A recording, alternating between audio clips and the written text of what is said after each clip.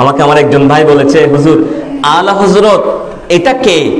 তো আমি আমার ভাইকে আলা হযরত সম্পর্কে তো এক লাইনে বলা যায় না, আলা হযরত নিয়ে বলতে গেলে অনেক কথা।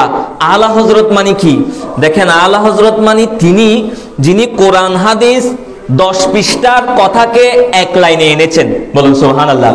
উনি এক জায়গায় উনি ওনার একটা নাতের লাইনে কত সুন্দর আমাদেরকে মেসেজ দিচ্ছে। উনি বলছেন, খাড়ে হে মুনকার নাকিরো সর পর না কোই হামি না কোই আवर बता दो आकर मेरे पैगंबर के सख्त मुश्किल जवाब में है। आला हजरत বলছে खड़े हैं मुनकर, ওই যে মানুষকে কবরে শোয়াই দেওয়ার পর আমরা যখন 41 কদম চলে যাই তখন মুনকার নাকির এসে বসে থাকে। বলুন সুবহানাল্লাহ। মুনকার নাকির এসে বসে থাকে। কিভাবে জানলাম? ওই আমি বলেছিলাম আমার নবীর যিনি সবচেয়ে বেশি প্রিয় স্ত্রী হযরতে মা খাদিজাতুল কুবরা, উনি ওসিয়ত করেছেন আমার নবীকে, ইয়া রাসূলুল্লাহ আমি যদি মারা যাই যতক্ষণ পর্যন্ত মুনকার নাকির আসবে না আপনি আমার কবরের পারে দাঁড়িয়ে থাকবেন। বলুন সুবহানাল্লাহ।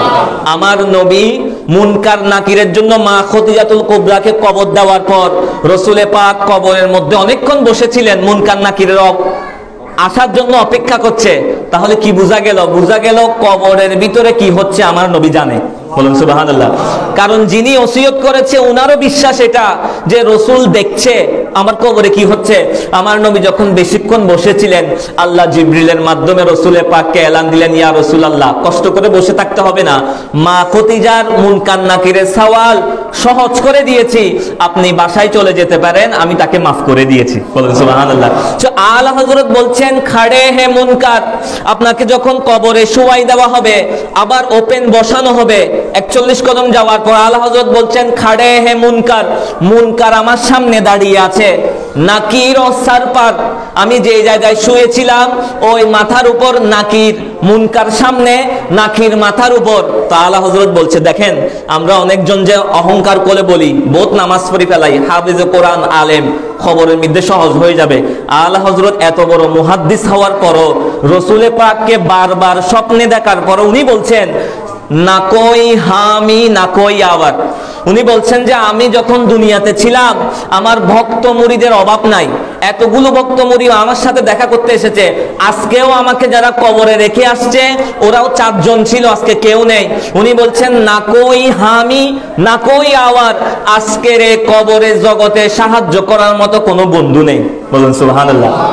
এত বড় মুহাদ্দিস, হাফেজে কোরআন, আলেমে দ্বীন, 1400 কিতাব লিখেছেন, উনি বলছেন আজকে সাহায্য করার মতো কেউ নেই। তো উনি রাসূলকে বলছেন বাতা দো আকার মেরে পায়ম্বর, হে আমার নবী আপনি একটু এসে আমাকে বলে দেন কে সখ্ত মুশকিল জবাব মে হে, মুনকার নাকির যে 3টা প্রশ্ন করবে আমি আলা হযরত প্রশ্নের উত্তর দিতে পারবো না, আপনি নবী আমাকে সাহায্য করুন। বলুন সুবহানাল্লাহ। ইনাকে বলা হয় আলা হযরত, যিনি সব সময় এমন চিন্তা করতেন এত বড় মুহাদ্দিস হওয়ার পরও উনি প্রত্যেক নাতের লাইনে 2 শব্দের মধ্যে এমন এমন কথা বলেছে যত 1400 শতাব্দী ধরে কেউ এমন ভাবে ব্যাখ্যা করতে পারেনি। বলুন সুবহানাল্লাহ।